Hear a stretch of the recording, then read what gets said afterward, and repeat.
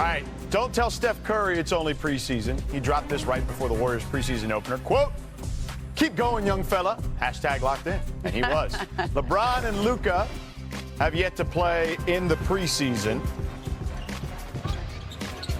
But DeAndre Ayton looked pretty solid in this one. 21 minutes, Ayton collected 7 points and 7 rebounds, 2 blocks, Bobby. Yeah, you got to look at what he looked like with Luka out there. Certainly rolled to the rim a lot, alley-oop. Yeah, he looked fantastic. But Steph had something to say about this guy, Al Horford. He gives us space. He gives us presence on the defensive end. You saw the pass he made to me out the corner on a give and go. So it's just kind of unspoken chemistry that will continue to get better. Nice point there by Steph. Speaking of Curry, he also looks solid. Here, Curry with a series of nice dribble moves. Gets inside for the floater. Ooh, yeah. And a few minutes later, then we found Draymond to Steph, just like the last decade and a half. Yeah, I've seen that play before. Yeah. Curry into another one of his dribble packages here. Dishes it to Jimmy. What do you think of Butler's addition here, Mark? Butler's addition? Yeah. Now that they've had some time to go into the offseason with. I mean, him being there at a training camp, he also put the guys together in a group in San Diego. Yep. Got some more time with him, so Butler will be nice for him this year. Connect with the miss here. Bronny James with the putback. He looked more comfortable, didn't he, Ramona? Well, he certainly didn't look very comfortable in the first game. So yeah, well, Warriors from win there. this one, 111 to 103. Talking about yesterday. Okay. All right, welcome into NBA Today. George Sedano in for Malika Andrews. I'm here with the Hall of Famer, Mark Spears, our senior insider, Ramona Shelburne, Bobby Marks, our front office insider. So, Ramona, what did you see from the Warriors last night? I saw all the Warriors out there. I mean, Yeah. I saw the main guys playing and taking this seriously. And I think that's huge for them because when Jimmy Butler was acquired at the trade deadline, they were really good when he was on the court together with Steph Curry. And then he gets hurt, Steph gets hurt, and we didn't really get to see them finish off last season together as a healthy unit. And it's important to me that they are taking the preseason seriously, trying to get minutes on the court together, trying to figure out how they play off of each other. And I mean, the Lakers weren't really playing their 2 main guys here, and so it's hard to judge their performance. But the Warriors want to come out of the gates fast here, you can tell. Yeah, and they're deep. I talked about that with Steve Kerr last night. They feel good about their roster right now. Maybe there'll be some stuff, they have to figure out from 9 to 11. But last year they went into the season, Mark, having to figure out like 6 different things. Yeah. But Jonathan Kuminga is one of those things they'll have to figure out a role for. He signs his contract. Stalemate is over. Yeah. What do you see from him? Happiness, joy, peace, which is surprising. I mean, I've been around a while. I remember seeing Iverson being unhappy in Memphis, if you remember that. And, don't go too far. Jimmy Butler. We were just talking about Butler, right? Steven Jackson won now in Golden State. Kevin Durant not being happy. But I saw Kuminga dancing after the game, and he told me he was at peace. I think the guys, Steph, Draymond, Jimmy, and Buddy Hield played a good role in giving them support, and I think that helped him a lot. He comes from a family from Congo that he said they never were a stressful family. That's not his DNA. And regardless to whether he's at Golden State or somewhere else, he feels like he's going to figure it out. But at Golden State, he's like, I'm committed here, and I want to win a championship here. Yeah. So it didn't sound like somebody who was trying to force his way out. I'm curious to see, though, if he does the little things. A couple years ago, he was starting to do that. Remember, we had this big to-do about him and Steve. He did say it was important for him to be very good on both sides of the court. Yeah, I would agree that definitely is important for them. I mean, this is a guy who's got 30-point potential. We saw that in the games that Steph wasn't around after he went down due to injury.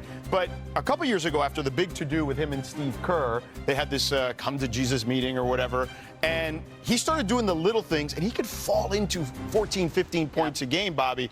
So what do you think can carry over with this group here moving forward in the regular season? Well, I mean, I think when you look at the regular season, and we're going to go over to the touchscreen, if you're Mike Dunleavy Jr., their general manager, you're feeling pretty good this morning as far as where this roster was. And we didn't even see Al Horford last night in that starting role there for them.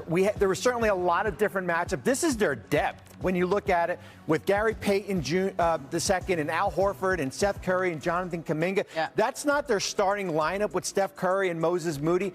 And here's some of the questions that we went into the offseason with. How can they get some size at 5? We heard Steve Kerr talking about how we're not going to see Draymond Green as much at the 5. Now you add Al Horford to the mix, a mobile rim protector here. Certainly Horford.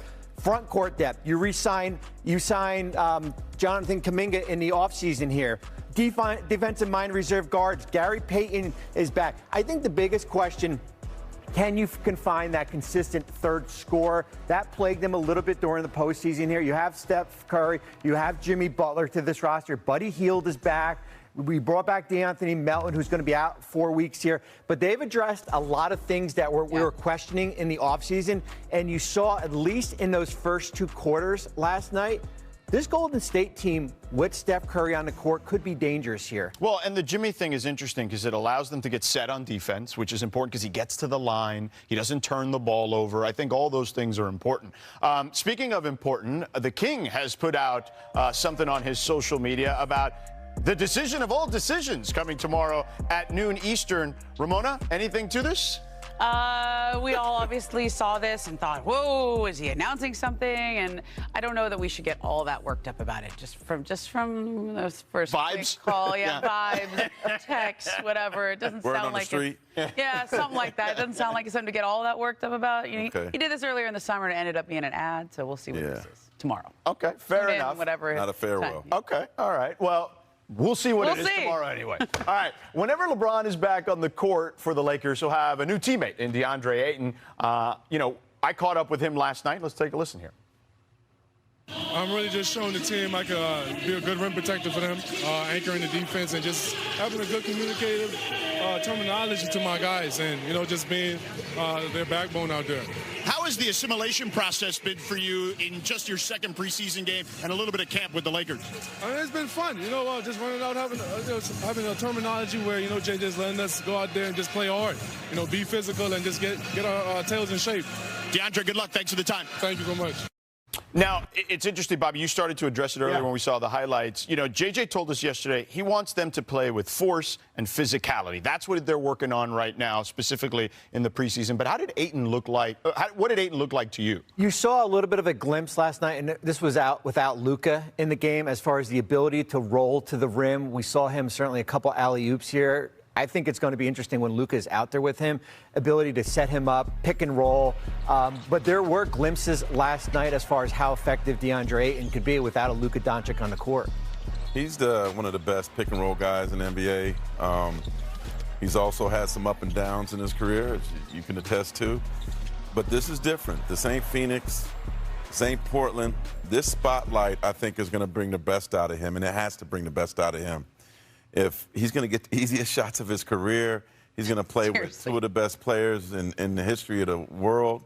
They're going to make him better every day. And if he brings that talent that he has, he could be an X factor for something special in LA. Every interview I've heard him give so far this year has been him embracing his